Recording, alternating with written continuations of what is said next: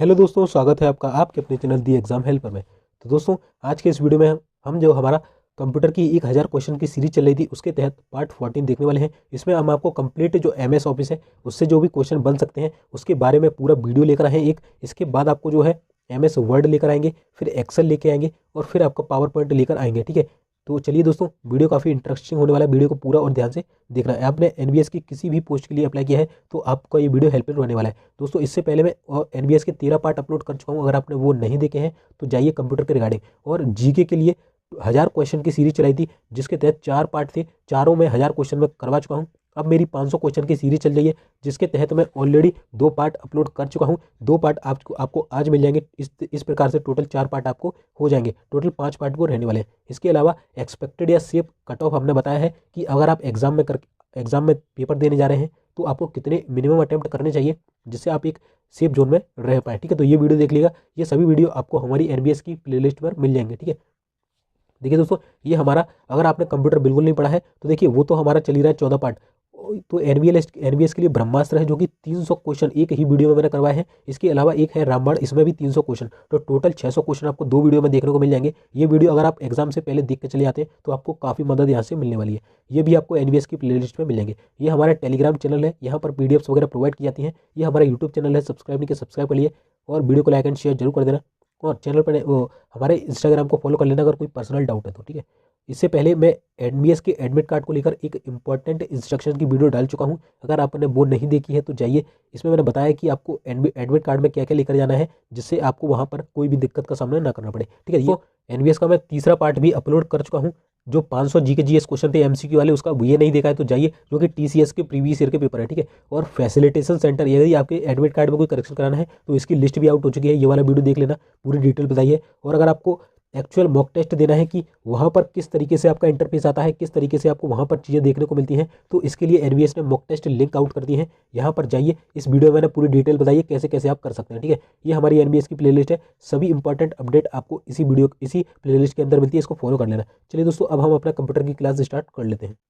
तो दोस्तों देखिए, इस वीडियो में हम एमएस ऑफिस पढ़ने वाले हैं। इसके बाद हम एमएस वर्ड पढ़ेंगे, फिर एक्सेल, फिर पावर पॉइंट पढ़ने वाले हैं। ठीक है, तो एमएस ऑफिस की बात करें दोस्तों, इसका इंट्रोडक्शन सबसे पहले हम देख लेते हैं। देखिए, ये माइक्रोसॉफ्ट की एक कंपनी है। ठीक है, जो कि एक प्रकार का ऑफिस होता है। चलिए इसके बारे में थोड़ी डिटेल पढ़ लेते हैं।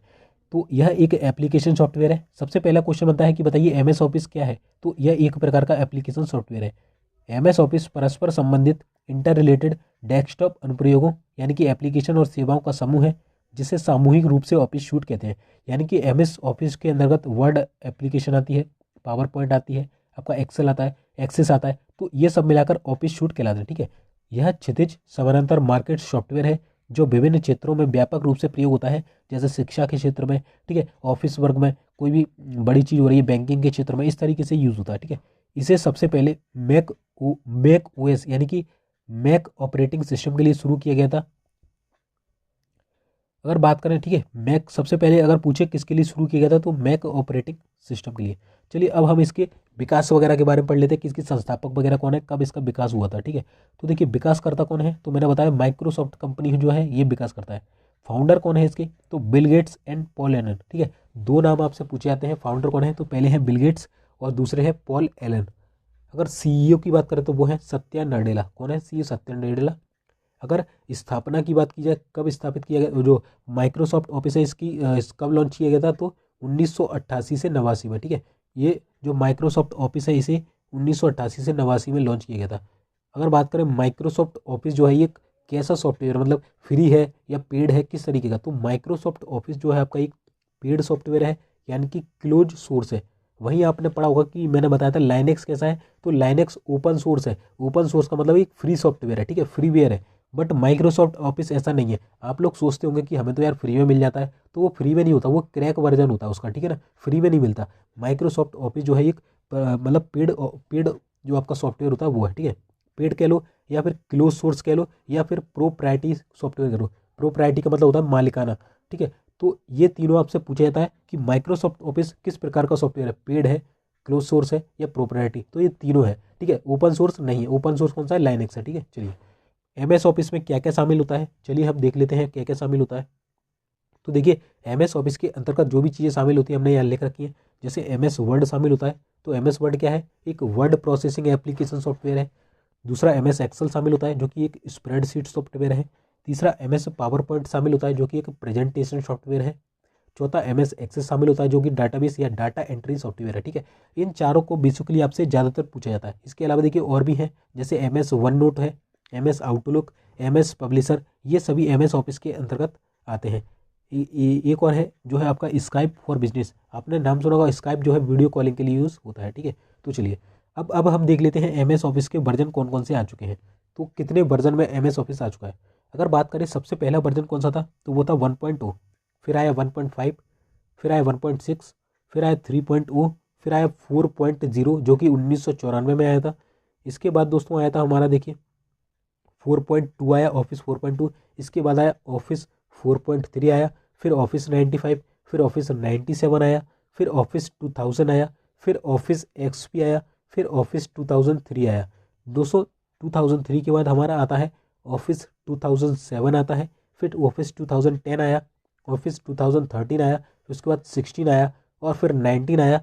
ठीक है, और फिर आया ऑफिस 2021 जो कि लेटेस्ट है। ठीक है, तो आपसे ऐसे क्वेश्चन पूछेगा, आपको ऑप्शन दे देगा, बताइए 4 ऑप्शन दे देगा और यहाँ डाल देगा, मान के चलिए 2000 उसने कितना डाल दिया, 12 डाल दिया।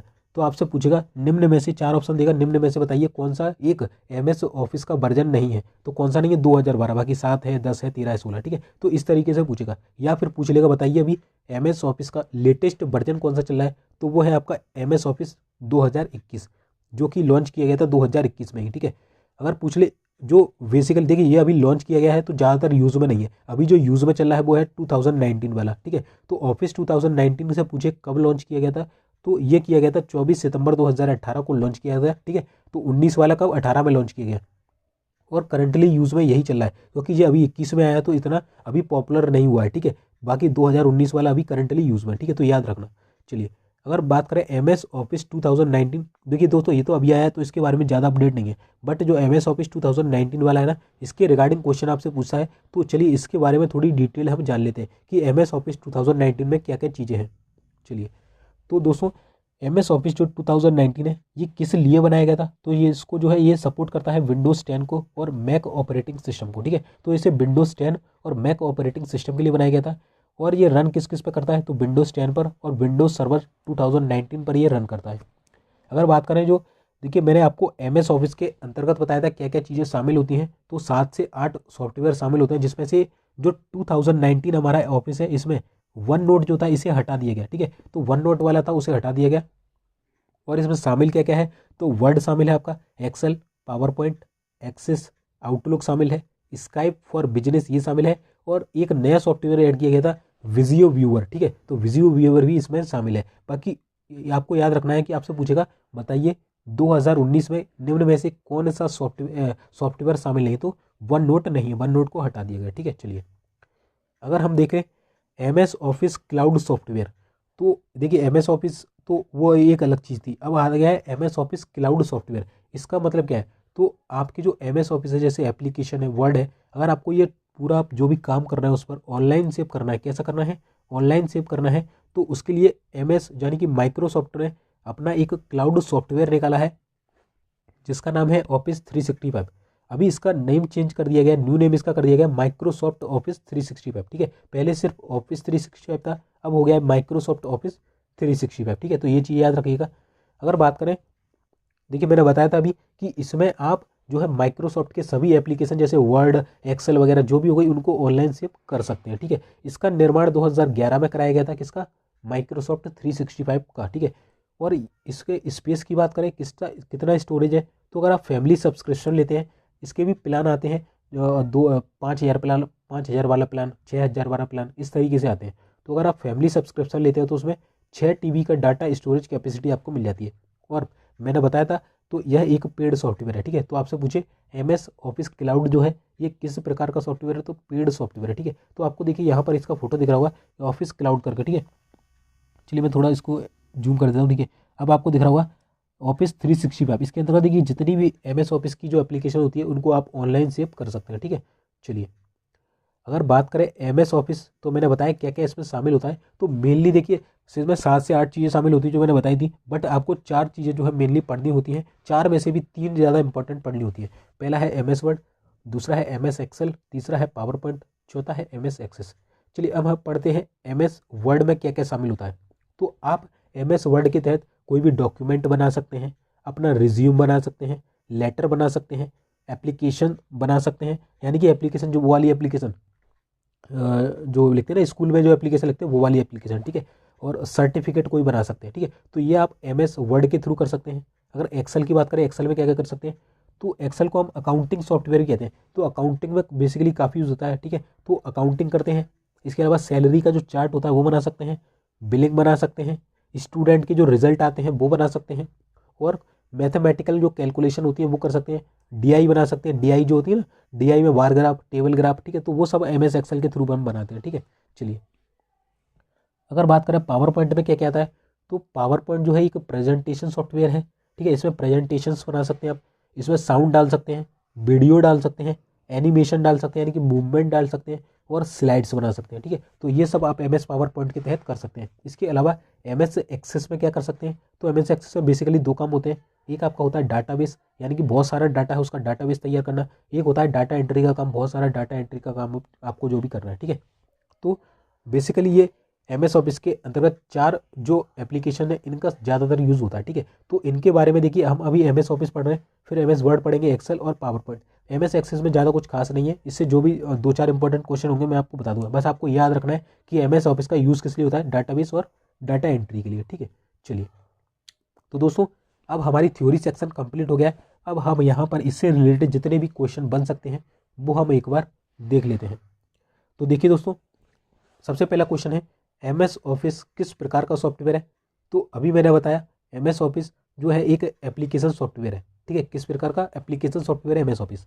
दूसरा, MS ऑफिस को सर्वप्रथम किस वर्ष लॉन्च किया गया था। तो मैंने बताया था MS ऑफिस का जो 1.0 वर्जन था ना, जो ऑफिस का 1.0 वर्जन, इसे 1988 से 89 में लॉन्च किया गया था, ठीक है, ध्यान रखिएगा। अगला है, MS ऑफिस किस प्रकार का सॉफ्टवेयर है, फ्री है या पेड है।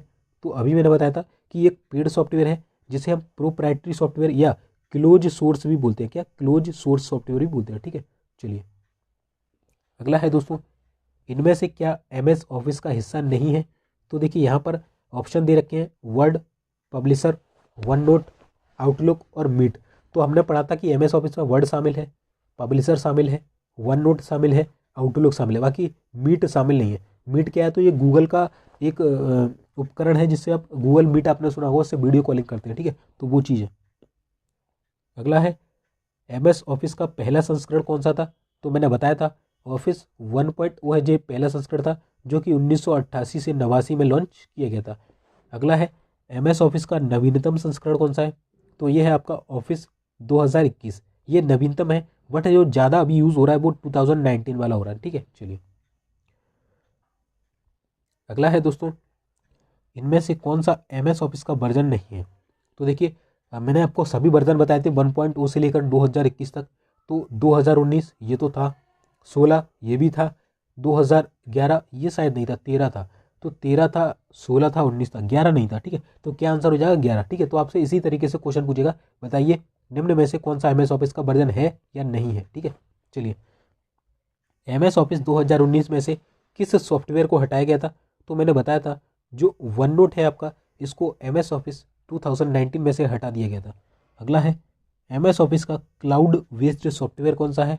तो अभी मैंने बताया था कि जो ऑफिस 365 है, ये MS ऑफिस का जो क्लाउड बेस्ड सॉफ्टवेयर है, यानी कि यहाँ पर आप आपका जो भी कार्य है उसको ऑनलाइन सेव कर सकते हैं। इसका नया नाम क्या है, माइक्रोसॉफ्ट ऑफिस 365, ठीक है। चलिए अगला है, अगला क्वेश्चन दोस्तों आपसे पूछेगा, माइक्रोसॉफ्ट जो है ये कहाँ की कंपनी है। तो सबको मालूम है जो माइक्रोसॉफ्ट है ये अमेरिका की कंपनी है। अगला है, माइक्रोसॉफ्ट के वर्ड प्रोसेसिंग सॉफ्टवेयर का क्या नाम है। तो मैंने बताया था जो आपका MS वर्ड है ये माइक्रोसॉफ्ट का वर्ड प्रोसेसिंग सॉफ्टवेयर है। अगला है, माइक्रोसॉफ्ट का स्प्रेडशीट सॉफ्टवेयर कौन सा है। तो स्प्रेडशीट यानी कि MS एक्सेल, ठीक है। अगला है, माइक्रोसॉफ्ट का प्रेजेंटेशन सॉफ्टवेयर कौन सा है। तो अभी मैंने बताया था जो आपका पावर पॉइंट है ये आपका प्रेजेंटेशन सॉफ्टवेयर है। अगला है, माइक्रोसॉफ्ट का डाटाबेस सॉफ्टवेयर कौन सा होता है। तो ये भी आपको बताया था जो आपका MS एक्सेस होता है ये माइक्रोसॉफ्ट का डाटाबेस सॉफ्टवेयर होता है। अगला है MS ऑफिस 2019 को कब रिलीज़ किया गया था। दोस्तों MS ऑफिस 2019 को जो है ये सितंबर 2018 में मैंने बताया था आपको लॉन्च किया गया था। ऑफिस 2019 किसके लिए बनाया गया था, तो ये भी मैंने बताया था कि विंडोज़ ऑपरेटिंग सिस्टम और जो मैक ऑपरेटिंग सिस्टम था इसके लिए ऑफिस 2019 को बेसिकली बनाया गया था। चलिए लास्ट क्वेश्चन हमारे हैं कि विजियो किस प्रकार का सॉफ्टवेयर है। तो दोस्तों काफ़ी इंपॉर्टेंट है। तो जो आपका विजियो है ये एक diagramming and vector graphics application software है। किस तरीके का, डायग्रामिंग या वेक्टर ग्राफिक्स एप्लीकेशन सॉफ्टवेयर है। ठीक है, अगला है माइक्रोसॉफ्ट की वीडियो कॉन्फ्रेंसिंग सर्विस का क्या नाम है। जैसे अभी मैंने बताया गूगल की है मीट, ठीक है, तो माइक्रोसॉफ्ट की जो वीडियो कॉन्फ्रेंसिंग सर्विस है ये है टीम। जो टीम है ये माइक्रोसॉफ्ट का एक वीडियो कॉन्फ्रेंसिंग सर्विस है यानी कि सॉफ्टवेयर है। ठीक है, तो दोस्तों यहाँ पर हमारा MS ऑफिस का जो पूरा चैप्टर है वो कंप्लीट होता है। अब हम करेंगे MS वर्ड नेक्स्ट वीडियो में, तो उसके लिए चैनल को सब्सक्राइब कर लिए और जल्द ही आपको वो वीडियो मिल जाएगा। चलिए तब तक के लिए जय हिंद जय भारत।